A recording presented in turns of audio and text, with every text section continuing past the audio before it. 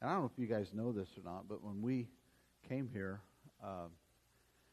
Val and I, we weren't yet 30 years old. We were lads and lasses. And let's see, your dad, your great-grandparent or great-great-grandparents came here. Do you guys remember? I know you don't remember, but I mean, your dad's told you. Anyway, Dell and Bonnie Wheeler. And so we are 1, 2, 3, 4th or 5th generation, and they're great-grandkids. I think great-great-grandkids. Anyway, I just thought you ought to know that. You could go through church all these years and not know that.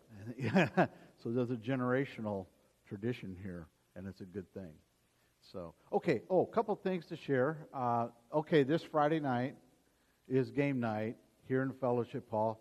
Tunjia will not cancel it. Great givers.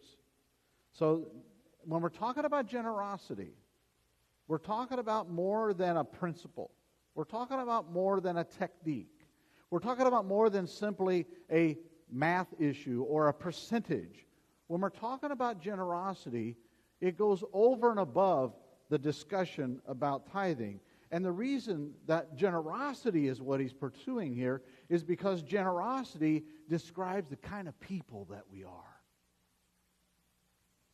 It goes beyond the subject of should I tithe or should I not tithe.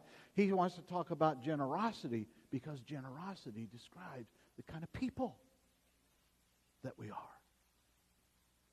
So let's take a little test here. Are you a stingy person? Or I'll say, am I a stingy person? We got a little criteria. So let's go ahead and put a couple of them up. Go ahead and put them up there.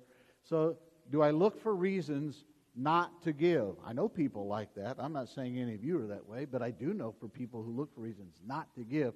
Or you don't really enjoy giving to people. I'll do it. You don't really enjoy giving to people. Or you keep track. You keep track of what you gave to another. I bought lunch last time. It's your turn this time. Huh? Or you are not moved by the needs that you see. You're not moved by the needs that you see.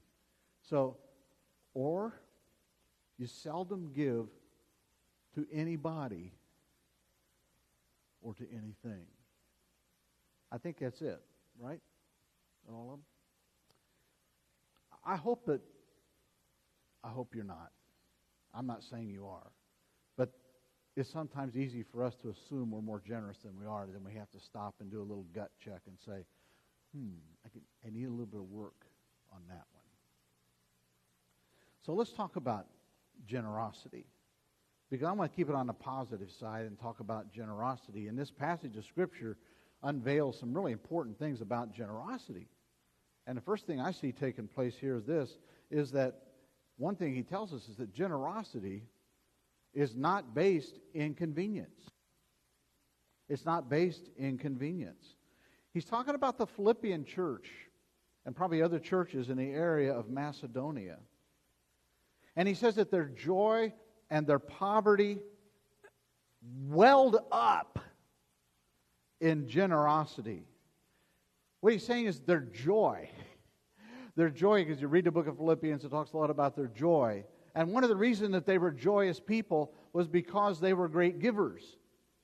And one of the reasons that they were great givers is because they were joyous people. They go hand in hand.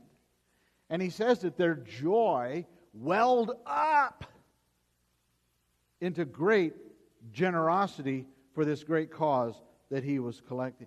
These people in Philippi, they were not wealthy people. But the fact that they were not wealthy did not stop them from being generous to the cause. And I think it's a great lesson there for us. That generosity is seldom convenient. There's hardly a time when it's convenient to be generous. I always say, okay, I'll wait till the car is paid off. I'll wait till my kid's out of diapers. I remember we couldn't wait till our kids were out of diapers. I thought, I'm going to have a fortune when I don't have to buy diapers anymore. Then they became teenagers, and that created a whole other set of circumstances, as many of you know. So, or I'll wait till the car's paid off. I'll wait till the house is paid off. I'll wait till the kids are out of the house. I'll wait till the student loans are paid off. I'll wait for this. I'll wait for that. And there's never a time to be. There's never a time when it's convenient to be generous. So I would say start now, because generosity is not bound by the circumstances of life. Ooh, that's pretty good. If you didn't write that down, you should. Generosity is not bound by the circumstances of life. There's hardly ever a time when it's convenient to be generous. I think of Doc Fuller, and if he was here, I'd let him talk. He already went back to Panama. And Doc told me this story many years. I've known him for a long time. He told a story about, he said he started tithing when I think he was in college. And when he didn't have 2 nickels to rub together, he started tithing. And then he kept tithing through medical school.